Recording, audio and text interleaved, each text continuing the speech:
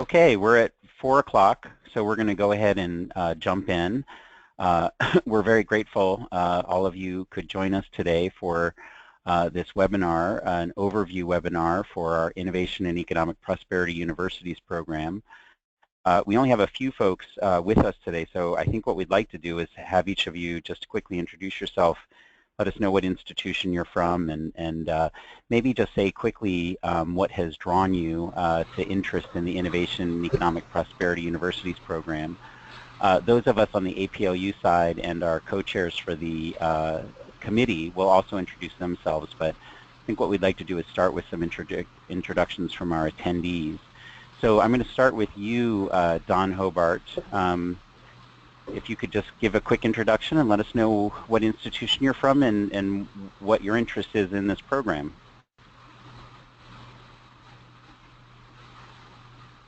Don, are you with us? Okay, well, we can't hear you right now, Don, so if you can figure out if you're muted on your phone or otherwise, but we're going to jump now to Maria Emanuel.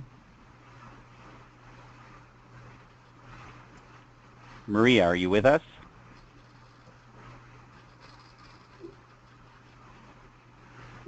Okay, I'm going to now ask Robert Brown then. Hello. Can you hear me? We can just barely hear you, Robert. Maybe speak up just a little bit. Yeah, okay. So I work at Louisiana State. There's a little bit of echo here. Okay, if you're on a speakerphone, Robert, it might help if you could just pick up the handset for a second while you're introducing yourself. No, I picked it up. Like it's echo. Anyways, Louisiana State University. We've in the past couple of years made some good strides to improve our economic development efforts and outreach in that regard, in research and interacting with industry. Lots of different things going on here. It just felt like a good time for the university to apply for this designation.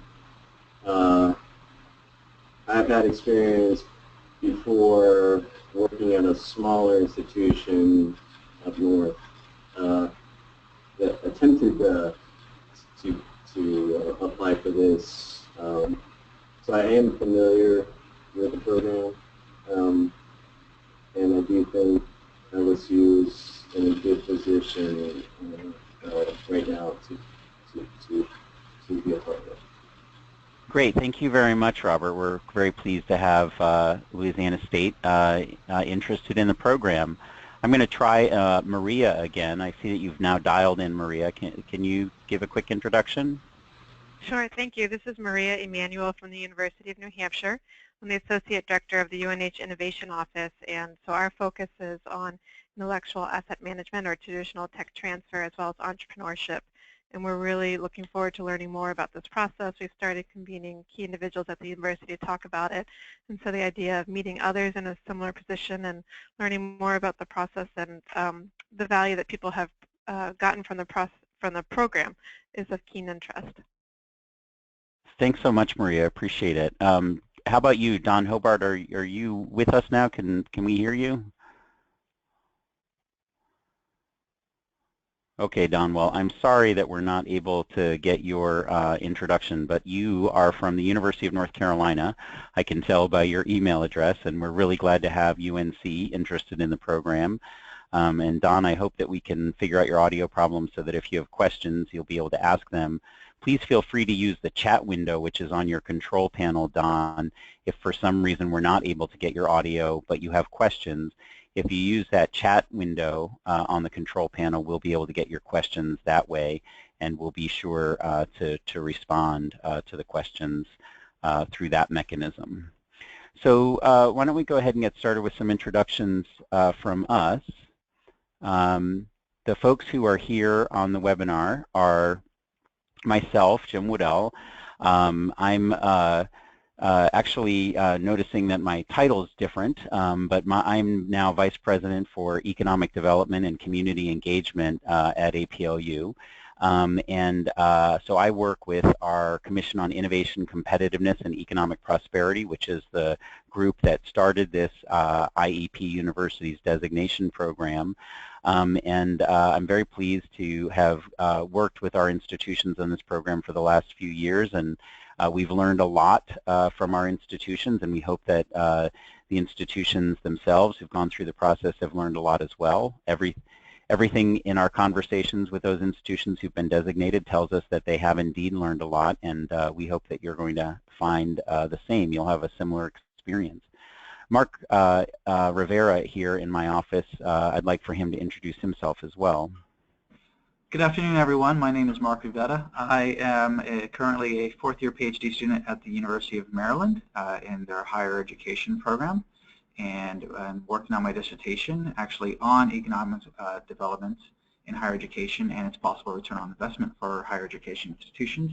I've been with Jim here in OEDCE for about the past 3 months, and I'm very glad and happy to be here, and welcome to the meeting, to the webinar.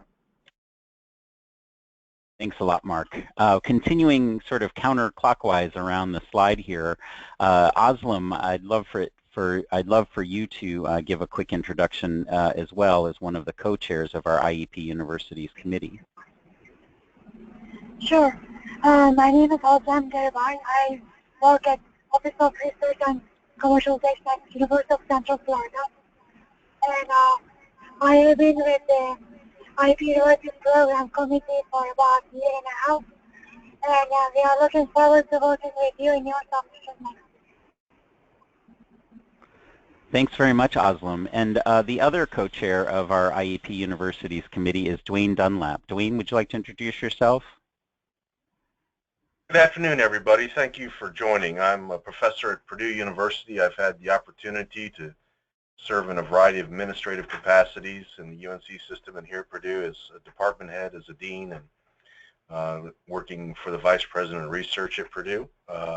My proudest accomplishment as it relates to economic development and engagement is being the author for promotion and tenure guidelines at Purdue University. Faculty can not only be promoted on research and teaching, but now on engagement at Purdue, which has happened for almost 8 years now, and we have over 20 faculty that have been promoted and or tenured to both the associate and the level of full professor.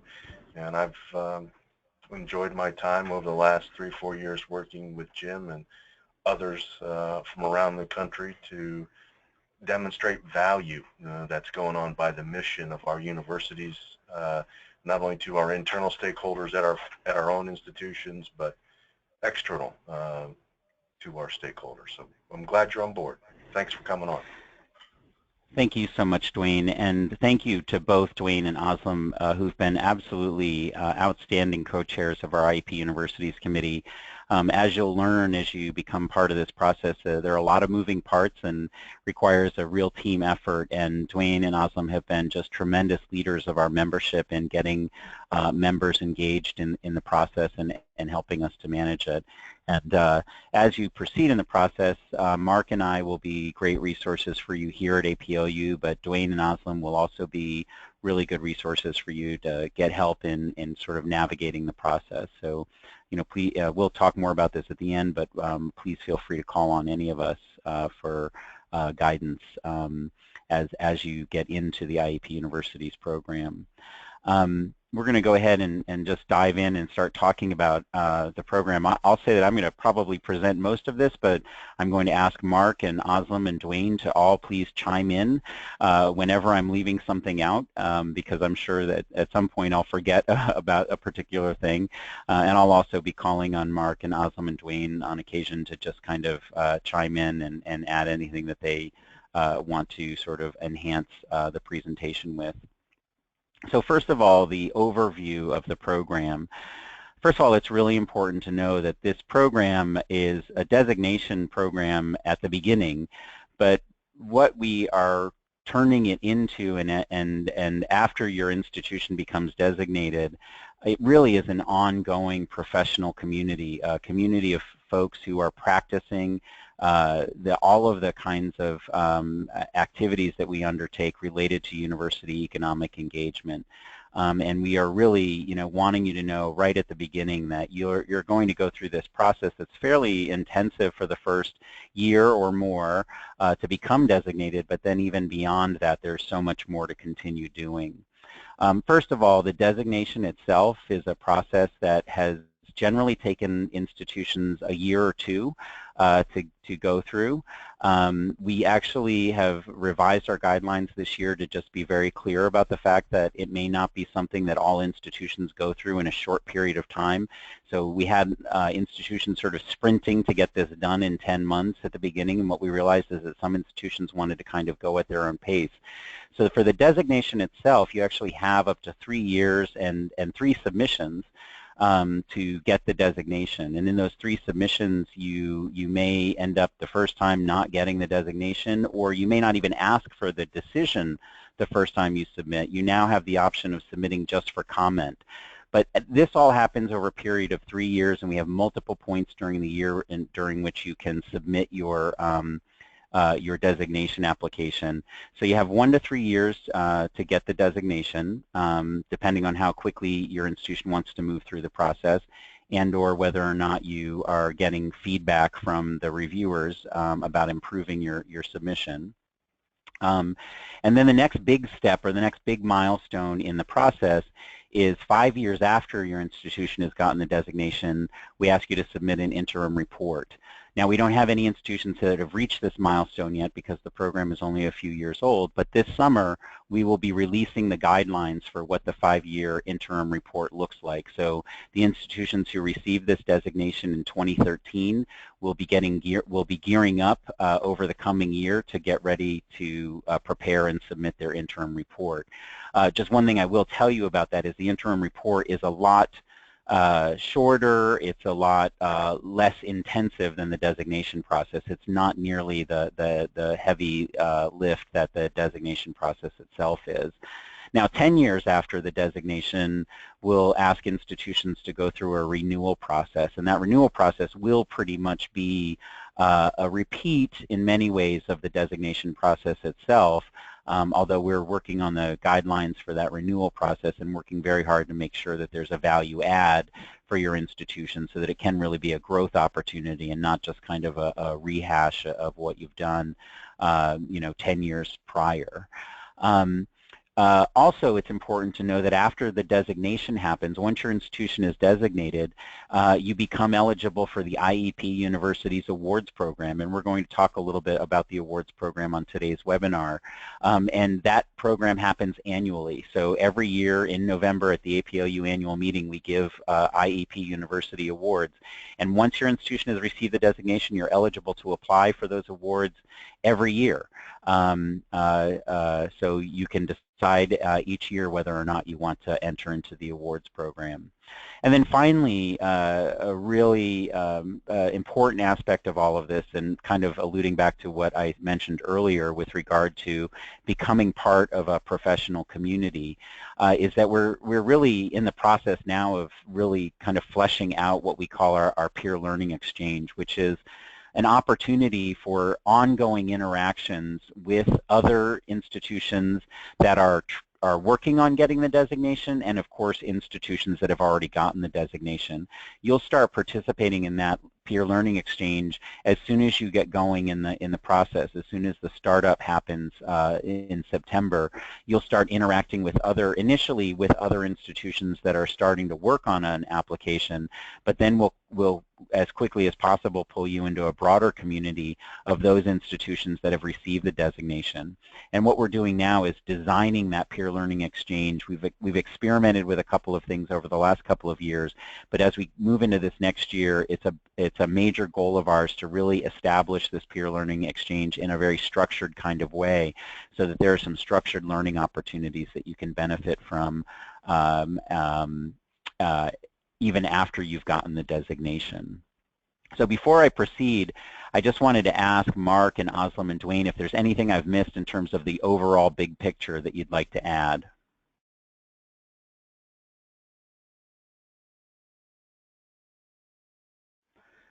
Okay, great. Looks like I was comprehensive. So, oh, by the way, I didn't mention this at the beginning, but I did want to let folks know that we are recording the webinar, and that is so that as additional institutions let us know that they're interested in this process, we can point them to this overview. So just wanted you to be aware of that. So let me continue with the overview and get into a little bit more detail about each of these aspects. So first of all is the designation process. What happens in the designation process and what we'll get institutions started on in September is that you'll undertake a self-study. And that self-study is required to include engagement of stakeholders, both internal and external to the institution. So we ask you to look at who are the people who need to be part of the conversation about our university's economic engagement. Again, both internal to the institution as well as our external stakeholders. And that alone, that identification of who those stakeholders are, has been, you know, as we talk to institutions have gone through this process, that's been a major benefit, that just kind of figuring out who are the people who really care about this work and that we need to have engaged in the work. You'll have these peer interactions, both with other members of the startup cohort as well as with institutions that have already been designated through that peer learning exchange that we're really working on expanding the activities of over the coming year. You'll do an application for the designation. So basically you're going to create a narrative of that self-study process and how you engage stakeholders. You're going to identify areas of accomplishment for your institution in economic engagement, and you're going to identify areas for growth and improvement. And we'll get into a little bit more detail about that as well. And then if necessary, you'll be, as part of the IEP designation process, you'll be incorporating feedback and resubmitting as part of the designation application. As I mentioned, once you've been designated, once your institution has been designated, you are eligible for the IEP Universities Awards Program. Again, all institutions who've been designated are eligible for that program. So as you can imagine, it becomes more and more competitive each year because we add new institutions every year to the program, you know, to the designees. And so therefore, we get more applications every year for the awards. I mentioned again a couple of times this peer learning exchange. You'll be starting that right at the startup phase. You're going to be interacting both with other institutions that are trying to figure this out and going through the process, but you'll also be interacting with mentors from other already designated institutions and just, you know, being part of that broader community. After you've been designated, you again will continue to have ongoing interaction with other designated institutions and be helping one another kind of think through how you can build on the accomplishments you've identified and how you can tackle those growth and improvement plans. The 5-year interim report, basically we're going to be asking you about significant changes in the economic engagement enterprise at your institution that have happened since you first got designated. We're going to ask you about how you've been building on your accomplishments and new accomplishments that you've achieved. We're going to ask you about the implementation of your growth and improvement plans and new areas for growth and improvement that have been identified. And finally, we're going to be asking you about the practices that you've shared and also adopted through the IEP Peer Learning Exchange and through other professional exchange venues. And then finally, 10 years after the designation, you'll go through the renewal. You'll do a new institutional economic engagement self-study, including that stakeholder engagement. You'll do the application for designation, again, including all of the elements that you did the first time. And again, you'll be incorporating reviewer feedback and doing resubmission if necessary. So we just wanted to share with you the list of institutions who've already been designated. These are the classes of 2013, 2014, and 2015. We've had 48 institutions over those 3 years that have been designated IEP universities. And so as you can imagine, we've got quite a community of institutions. You know, what's really neat about having, you know, this is part of the Commission on Innovation at APLU. And CISEP itself, what we call the Commission on Innovation for short, is certainly a professional learning community already. And many of these institutions that you see listed here have been part of the SciCEP professional learning community. Some of these institutions, this has sort of been their first exposure to being involved in SciCEP.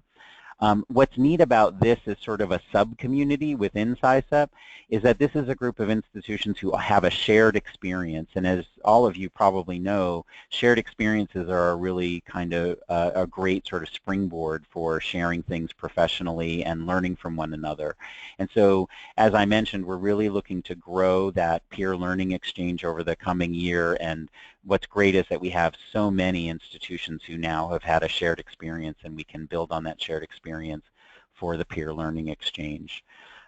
This is a good time, again, to ask Dwayne and Aslam in particular, any reflections on the past 3 years and about how this community has developed based on the folks who've become designated? Dwayne or Aslam, anything you want to share? I think it's been powerful for a variety of folks on campus, in particular, your deans and vice presidents and presidents, being able to have pinpointed information when they go into a community, into a county, and talk with a group of folks from political constituencies or alumni to actually show the impact that their institution is having and exactly what is going on in their community that their institution is intimately involved with. And having had responsibilities for direct line items and state budgets here at Purdue, it was always very powerful to have information when I would meet with the Senate's Finance Committee. I could tell them in their communities exactly what Purdue was doing based on the work that we had done in the data collection of what the faculty and staff were doing. And it was a very powerful tool to make the case that, in fact, we needed these resources to do X, Y, and Z, and it was an easy sell.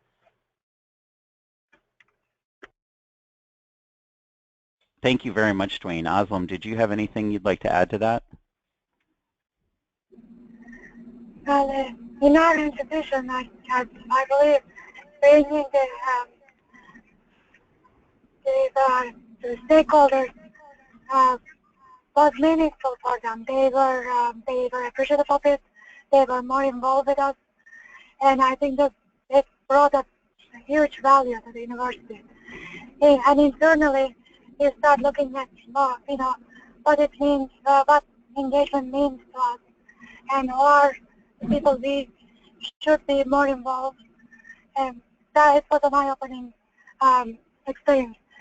In terms of as our new course becoming as our community enlarges, our experiences and our knowledge base also enlarges with it. So I guess it's last 3 years has been a great experience, both in our institution and in the IEP university's community. Thank you so much, Aslam and Dwayne, for sharing and reflecting on your experiences. Many of the folks who were involved, along with Dwayne and Aslam, in the IEP Universities Committee are folks whose institutions who've gone through this process. So, it's, the committee itself is becoming kind of a mini peer learning exchange as well. So, when you submit your designation, there are going to be different sections of the submission that you put in. The criteria, this says designation criteria, this is really more kind of the components of the designation submission.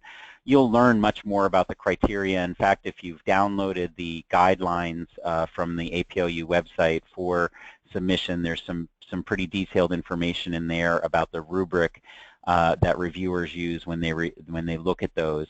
We're going to make sure we send you, after this webinar, a link to the guidelines in case you haven't downloaded them yet.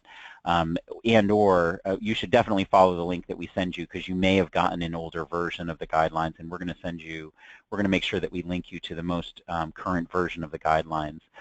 But basically, your designation is going to follow this outline. The first major section is called the Process and Economic Engagement Narrative.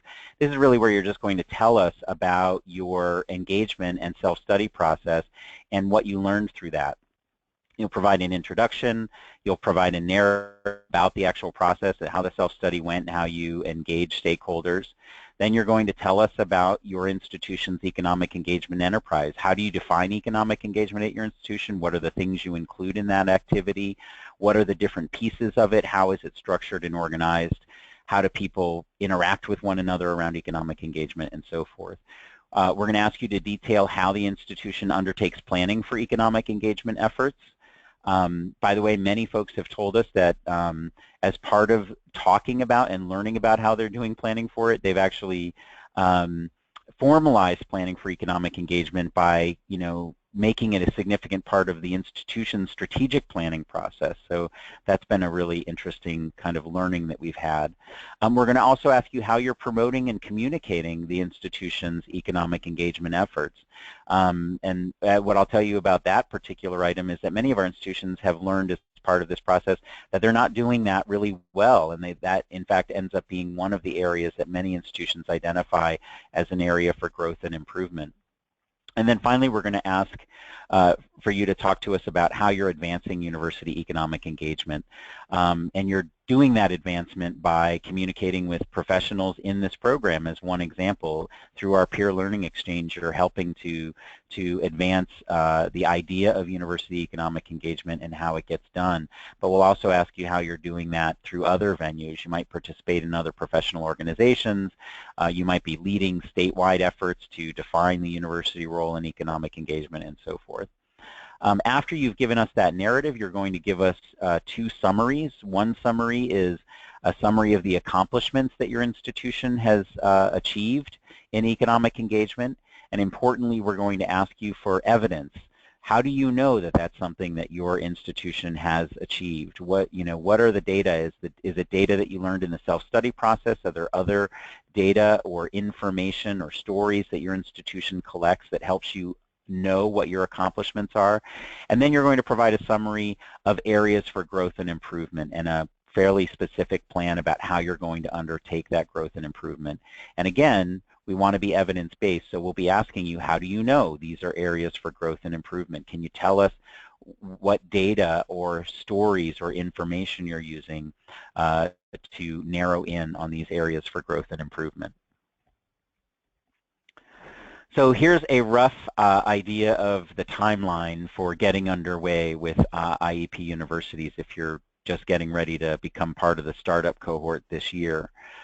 First of all, between now and June, we're really wanting for you to take a look at our economic engagement framework. And what the framework is a set of tools that SciSEP has put on its website. And those tools are different aspects of economic, they kind of detail different aspects of economic engagement. And what we encourage institutions to do, and what we found many of the institutions who've gone through the IEP Universities program have done, is make those tools a sort of significant part of their self-study design. Instead of going on through this timeline, I'm actually going to ask Mark to go through some points of the timeline, and I'm going to take a little break from talking. Sure thing. Thanks, Jim. I just want to reiterate Jim's last point, though, that the economic engagement framework works are really beneficial to you and your institution. They really touch upon just about every aspect, from the narrative to the summary of accomplishments to the growth and improvement plan. They'll help you develop your IEP submission. In addition to, on this timeline, we would like for you to download and become familiar with the submission guidelines, which we will send you this link to later. And please upload the updated version, which we did update in February. So those of you who are a little bit ahead of the game, you might have an older version. So we really want to make sure that everyone's on the same page, and we'll be sharing that with you shortly. After June, from July 10th to the 13th, we hope that you are able to participate in our upcoming CEO SciSEP Summer Meeting, which is going to take place in Chicago from the July 10th to the 13th. It also gives, in addition to the many helpful sessions that are SciSEP related, it's going to give you an opportunity to interact with IEP institutions and prospective IEP institutions during the Wednesday IEP University Summer Workshop. So we really hope that you're able to participate. One thing I'd like to note, though, too, is that the sooner you can register, the better, because our early bird registration ends, I believe, May 14th. And Mark, just before you go on, if I could just add something about the IEP University Summer Workshop. As Mark mentioned, that's on the last day of our summer meeting. Just to give you a sense of what happens in that workshop, we have basically 4 sessions. The first one is sort of a plenary where all of our IEP universities who are in attendance, both those who are already designated as well as those who are aspiring, we have a general conversation. And this year what we have planned is a in-depth conversation about what's the value of doing these kinds of designations, not just the IEP universities, but we're also inviting folks from a couple of other designation programs out there that universities participate in to talk a little bit about what they've learned in terms of designees and what the value is that they've extracted from going through the process and getting the designation. After that general session, we'll break into 2 breakouts. One breakout will be for those institutions like yours that are interested in becoming an IEP designated institution, and so that'll really focus on nuts and bolts about the process that you're about to undertake. The other breakout will be for those institutions who are already designated, and that will deal with some specifics about the upcoming 5-year interim report milestone and some of the other things that they need to be sort of staying on top of as already designated institutions. We'll then come back together at the end of the day for another plenary session with all of the folks in attendance. And that plenary session will focus on our next big sort of activity with the IEP program, which is we have this great data set now. We have 48 institutions who've all submitted 40 or so page applications to this program. Plus we have, over, I think, about 150 case studies from institutions who've applied for the IEP Universities Award. And what we want to do now is take that to the next level and talk about how can we mine that data and start to do some trends analysis and other kinds of sort of aggregated learning about what's happening in economic engagement at our institutions. So we're going to use the last part of that day on July 13th to talk about sort of a research agenda around the IEP universities and how we can move forward with that research agenda. And by the way, this whole program on July 13th is expected to end right around noon or just before noon. So it's just a half-day workshop on July 13th. Thanks, Jim. Moving right along, August 26th is the date that we request that interested IEP or interested schools submit a letter of intent, and we'll be providing this letter of intent to you prior. All you have to do is request, and we'll send it to you, and it's going to be a letter that we do request that your president sign off on. After August 26th, we're going to reestablish our IEP peer learning exchange activities. Those have been ongoing, but they usually take a hiatus in the summer due to the summer meeting. But we'll get those going again after August 26th. They're going to be monthly calls, and we're going to have a Q&A during these calls, as well as idea sharing, possible partnerships, and ways to collaborate on various economic engagement projects. And they are, more importantly, it's not just going to be divided as it will be at the meeting during the meeting, where you have only IEP designated universities and only aspiring designees, but we're going to have both working together so you can learn from them and they you as we all work together on economic engagement initiatives. After the August 26th letter of intent, we hope that you will begin really working on your institution's approach to the self-study, that you begin to engage the members that you would already of your engagement plan team, your campus team, that you begin to work with them to collect your various metrics that you're going to be using, that you begin to consider using APL's economic engagement framework tools that we already mentioned, and that you continue to participate in IEP universities, not only asking your fellow schools what they're doing and how they're proceeding with the submission process, but also to ask schools that have gone through the process, and as we said earlier, to contact us if you need any additional help or resources. And then later, on October 7th, according to the timeline, we're going to have you submit a 1- to 2-page description of your institution self-study and stakeholder engagement plan, including a timeline, activities, details. And the reason this is important is because, as Jim mentioned earlier, some schools do take longer than others, and some schools don't have to take as long. And whatever your timeline is, that's okay. We just want you to kind of have a plan moving forward and try to stick to it as best as possible. One example I'd like to bring up is that we do now have rolling submission dates. So our next submission cycle is actually next week, May 6th. And one university said, hey, we can't make our May 6th deadline that we gave to ourselves. Can we apply in August? And we said, sure. That's why we made this change. We want to make sure that you are getting the most out of this process, and sometimes that means going back to the drawing board, including more people, because that's exactly what they said. They said, there's some people we just identified that need to be as part of this process, and we'd like to get their input before we move ahead. And so, like I said, we'd like you to create a 1- to 2-page description of your self-study and stakeholder engagement plan.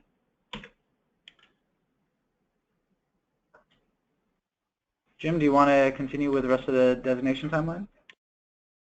Sure, I'll do that. I first just noticed, by the way, that we had a couple of questions come in, Mark. They were specifically about getting the copies of the PowerPoints, and yes, definitely this follow-up email that Mark mentioned that we'll send out after the webinar in the next couple of days will include the PowerPoint so that you have this as a reference tool. So then once you get through all of the things that Mark just talked about in October, you'll kind of begin in earnest undertaking your institutional self-study and stakeholder engagement. We certainly hope, excuse me, we hope that you'll plan to join us in Austin, Texas, November 13 to 16 at the APLU annual meeting. While we don't have an IEP University specific workshop that happens at that meeting, all of the sessions that SciCEP does tend to be very informative for our institutions that are involved in IEP universities. And many of our IEP universities really, kind of become very active presenters and participants in those SciCEP sessions at the annual meeting. In December, we think that it's good for your institution to decide when do we want to try to submit our application. We'll have a submission deadline at the beginning of February. That might be a little tight for all of you. That early year submission deadline is really for institutions that are coming back and resubmitting. However, if your institution has been really efficient and undertaken your self-study in the fall, you might be able to submit in February. More likely, you're going to be looking at May or August for your submission.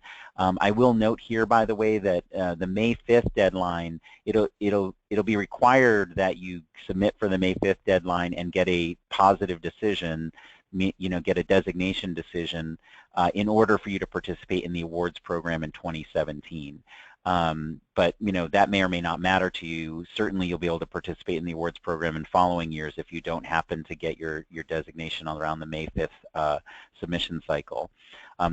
Submission deadlines August 4th and December 1st, and into 2017, if you're really slowing your process down, you'll be able to submit the first Fridays of February, May, August, or December that year as well.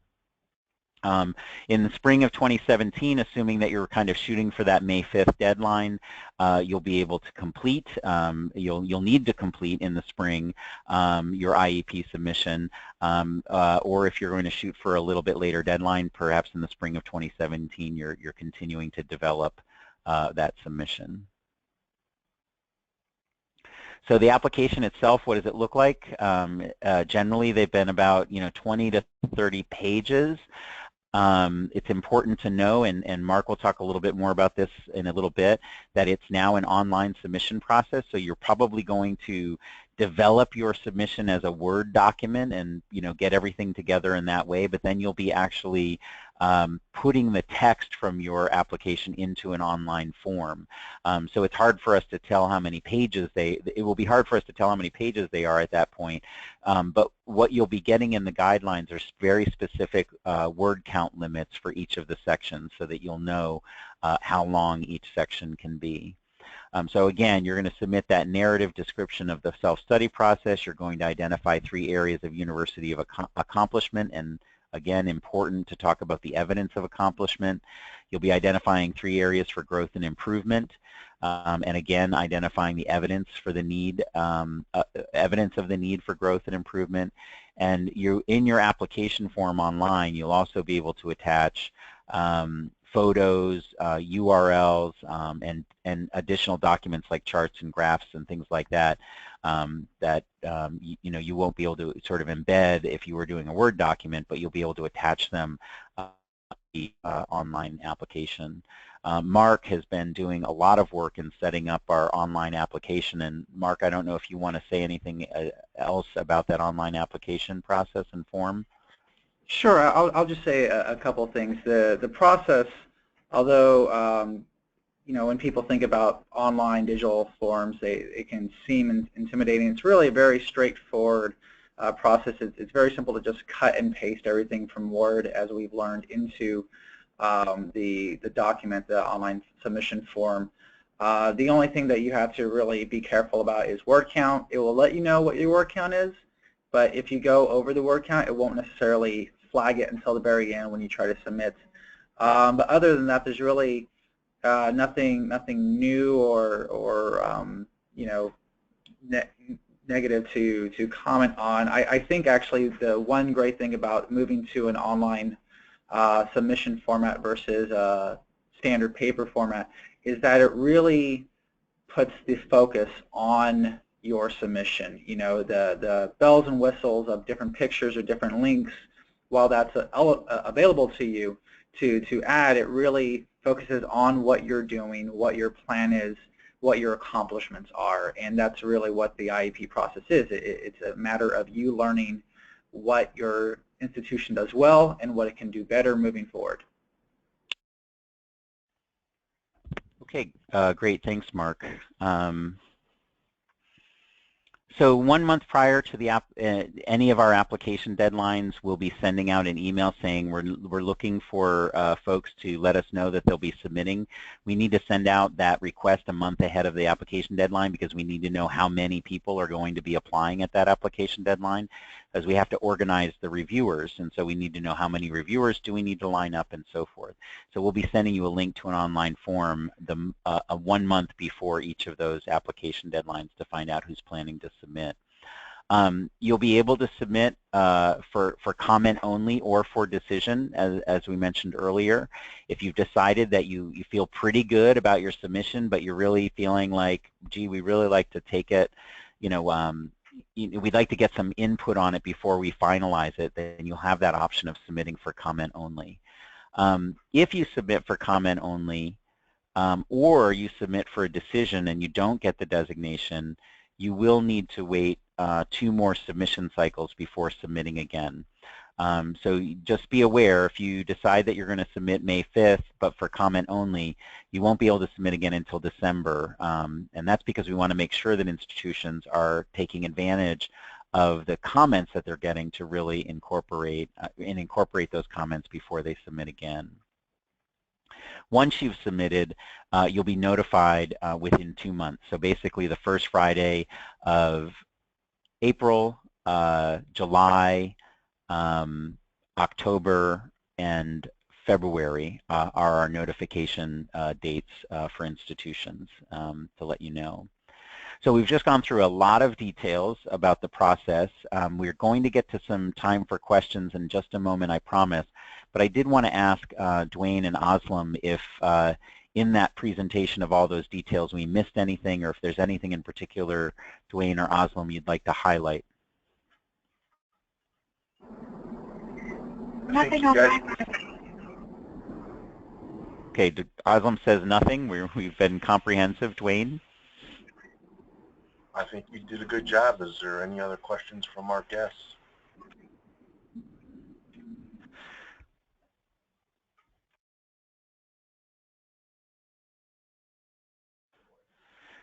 Yeah, do feel free to submit any questions that you have on the chat forum. If you don't mind, we'll just get quickly through the IEP awards discussion, and then we'll have some time for question and answer.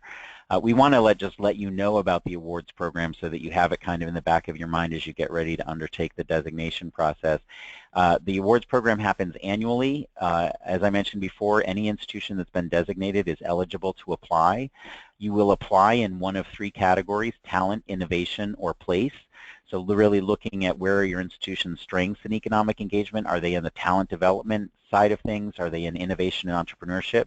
Or are they in place development, which would be sort of social, cultural, community development kinds of activities? And then there's a fourth category, the Connections Award winner, which is really the top honor among these awards.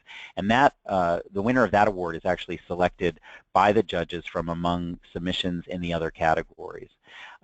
Basically, your award, the application is much smaller and much easier to pull together than the designation submission. In fact, you're probably going to use a lot of what you learned in the designation submission to prepare your award application. You're going to provide a very brief narrative of your economic engagement enterprise, and then you're going to provide 3 case studies that demonstrate your institution's strength in the category you've chosen to apply in. And also you're going to talk a little bit about the connections among talent, innovation, and place at your institution. And that helps the judges make a decision about who should be the Connections Award winner.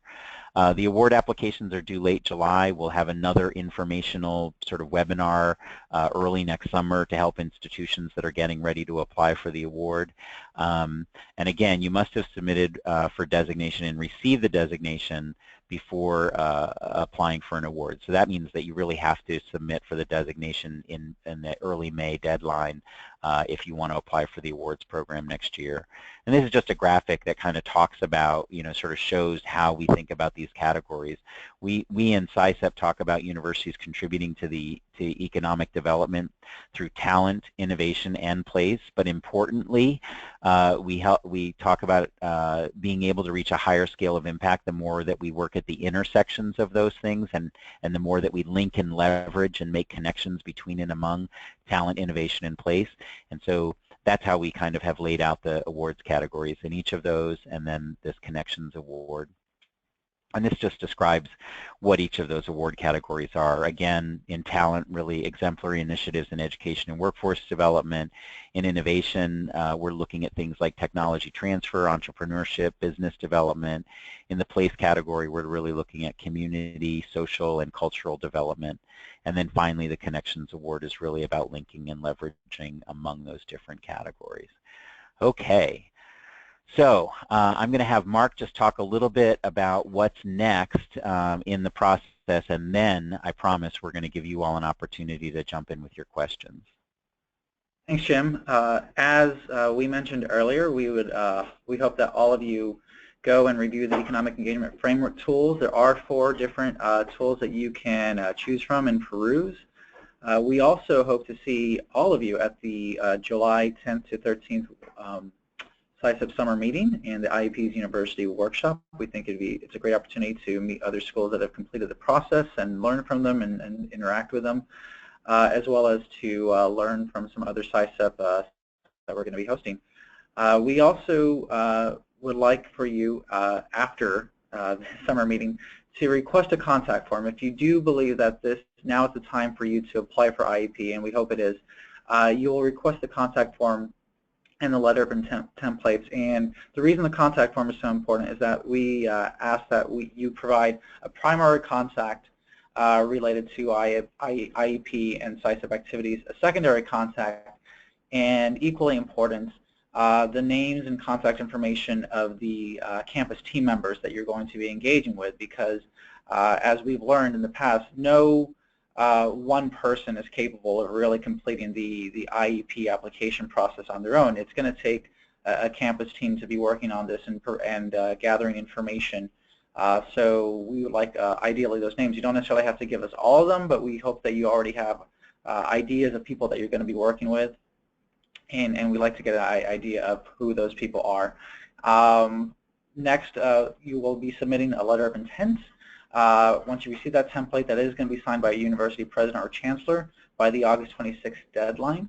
And finally, all along this way, we hope that you reach out to us, any of us, if you need assistance with and or you have questions, concerns about the IEP submission process. Thanks, Mark. And so here's how you contact the four of us who are hosting this webinar.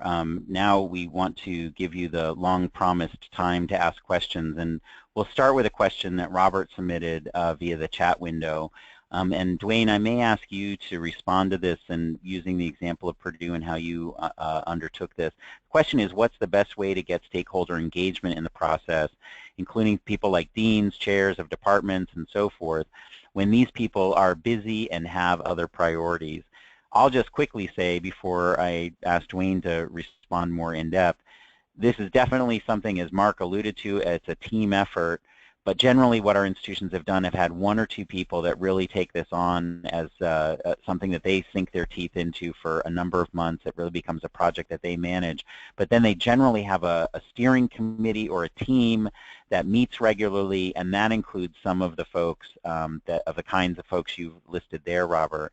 But we also know that that's part of the internal stakeholder engagement, and some of that engagement is just making sure that those people respond to a survey or are involved in focus groups or a symposium or something where you bring those people together.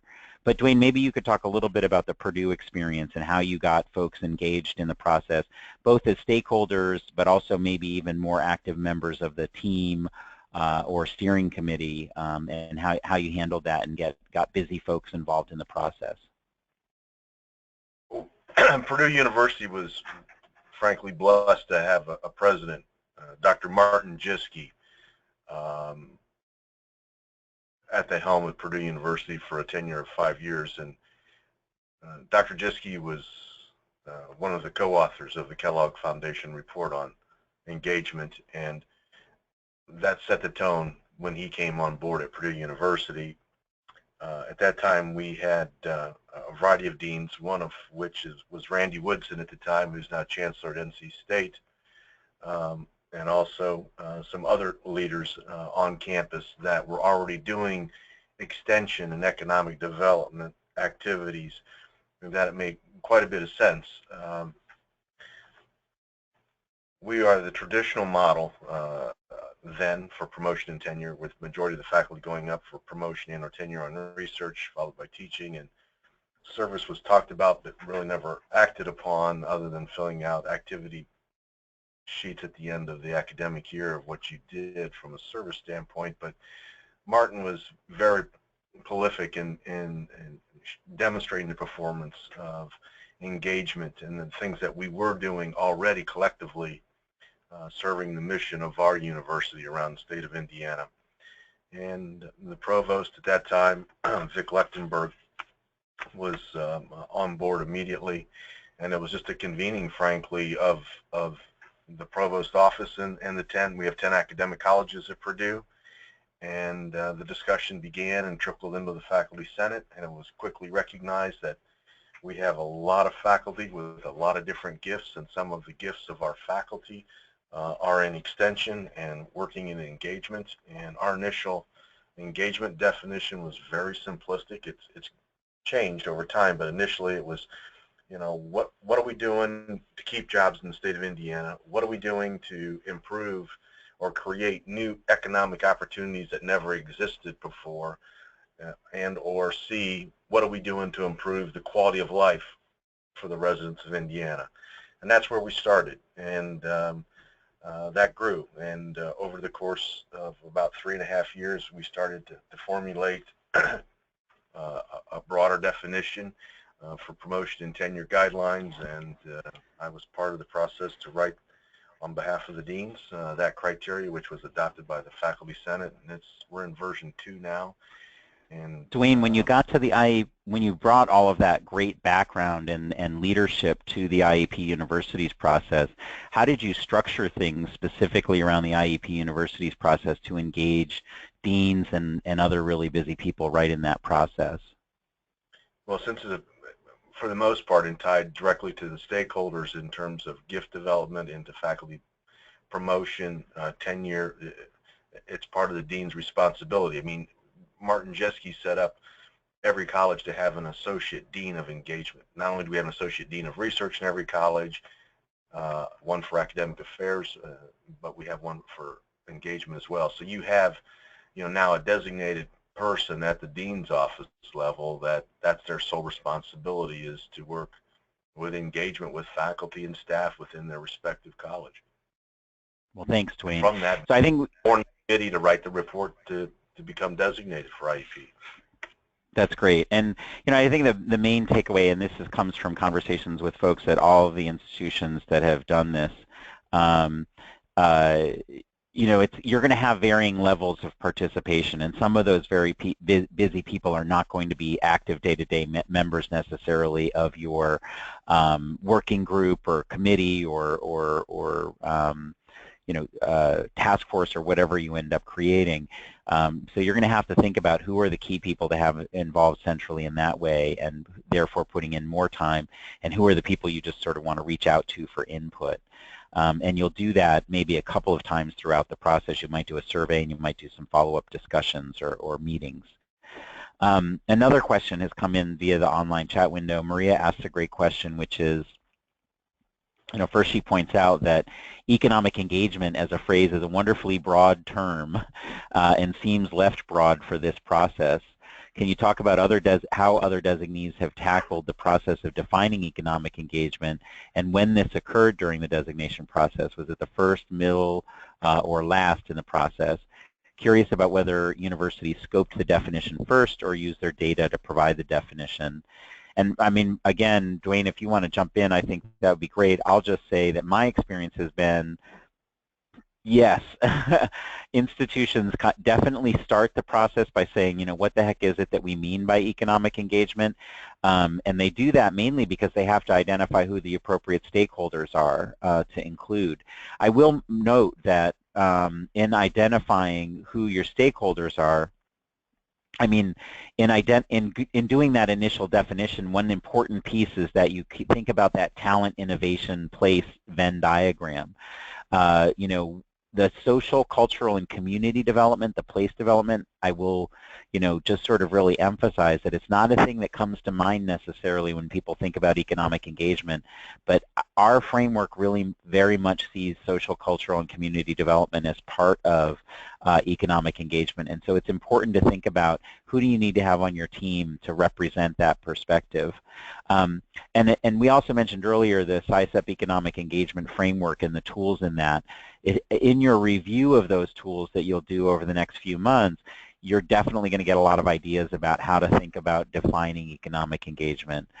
All that said, Maria, you're going to do that initially, but you're definitely going to be revisiting your definition, and it is going to evolve as you go through the stakeholder engagement and get input from people. So you'll probably develop on your campus sort of a working definition of economic engagement, but then you may get to the point where you're getting ready to submit and you're finalizing your submission, and you notice that you've got to refine that working definition because you've learned a lot throughout the process.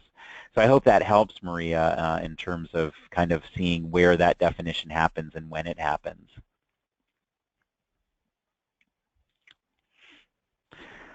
So we have a couple minutes left. Are there other questions, Don, Maria, or Robert, that you have that we can help you with today? If you happen to be watching this webinar as a recording, you've gotten some email addresses for folks here at APLU, and we encourage you to ask your questions by just sending us an email. But again, Don, Maria, or Robert, are there any other things that we can help you with today? Thanks, Robert, for letting us know online that you don't have any additional questions. Maria? Don? Okay, well then I'm just going to ask my colleagues again. I know Aslam has had to jump off the call, but Dwayne, is there anything you'd like to add in closing? Nothing in particular other than thank you for joining us this afternoon. Look forward to working with you. Mark, is there anything you'd like to add before we close? Well, one thing I'd like to add, and maybe this is putting the cart before the horse, but one thing I've learned in interacting with our IEP institutions and talking with them and also current submitters right now is that you shouldn't, part of the reason that we ask that you do the self-study is it's meant to learn and generate learning and promote growth for your institution. So when you find something that's a shortcoming, don't shy away from it. This is meant to highlight what you do well, but at the same time also see how you can improve. So as you go through this process and you find things that aren't necessarily, like I said, that you have room for improvement, make sure to acknowledge those, make sure to include those in your self-study, and I think that will give you a better perspective. That's a great point, Mark. You know, this question comes up all the time about sort of what's the framing or the tone of this. This is not a promotional piece. This is a piece that your institution is going to do. You're going to do some deep reflection. You're going to think about where you are as an institution, and we're really looking for an honest and candid assessment of that. We are not looking for something that your marketing communications team would put out to talk about all the wonderful things your institution is doing. We, of course, want to know about those wonderful things, but we also want to know sort of the what's under the hood and how you learned about that. We don't want to take up any more of your time today. We are all very grateful for your participation in our webinar today. We will be in further touch with you over the next few days, but then also in the coming weeks to just check in with you and see how you're doing in evaluating whether you want to participate in the program this year. We thank you very much for your interest, and we look forward to hearing from all of you. And with that, we'll close things down for today. Thanks very much, everybody.